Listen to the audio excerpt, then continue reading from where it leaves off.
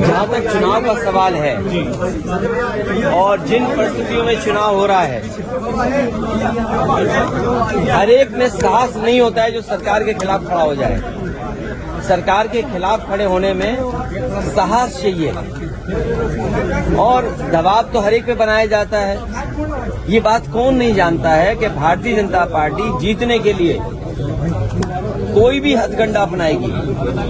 जिस भारतीय जनता पार्टी ने चंडीगढ़ में बेईमानी की हो, बैलेट से जब वोट पड़ा, जीतने के लिए उन बैलेटों को किस तरीके से बिगाड़ा गया, किस तरीके से वोट खराब किया गया, और अधिकारी के माध्यम से उस समय अगर सीसीटीवी न होता और बैलेट से वोट न पड़ा होता तो शायद भारतीय जनता पार्टी को इस तरह से बदनाम होते हुए नहीं कोई देख पाता।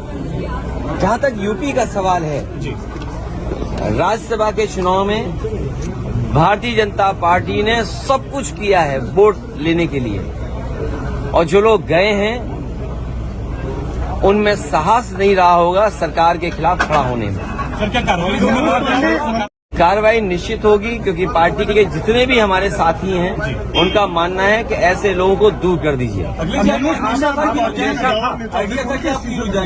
अभी तक तो कद्दावर नेता लग रहे थे, लेकिन कद्दावर नेता निकले नहीं, ये बात समझ में आ गई।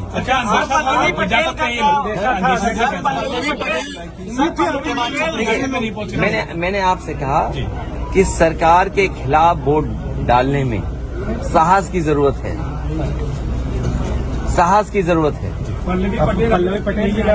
अब वो नहीं दिया होगा वोट, अभी तक नहीं आई है, तो वो जाने, क्योंकि उनकी वे क्या बोला था अभी आप, अंतरात्मा से। तो मैं किसी की अंतरात्मा के बारे में नहीं जानता हूँ। मेरी अंतरात्मा के बारे में किसी के नहीं मैं जानता हूँ। कोई बात नहीं, जब जो भोज में नहीं आए, चर्चाएं आपके माध्यम से भी थी, चर्चाएं और तरह से भी थी। अब उन बातों को आप बेहतर समझते होंगे कि कोई क्यों चला गया, किसी को सिक्योरिटी की जरूरत रही होगी, किसी को धमकाया गया होगा कि आपके मुकदमे पुराने हैं, आपका इतना रिकॉर्ड अच्छा नहीं है, आपको ये लाभ दे दिया जाएगा। सुनने में तो बहुत कुछ चीजें आ रही हैं, सुनने में तो पैकेज के बारे में भी आ रही हैं। वो बात समझ में नहीं आ रही कि वो पैकेज छोटा था कि पैकेज बड़ा था।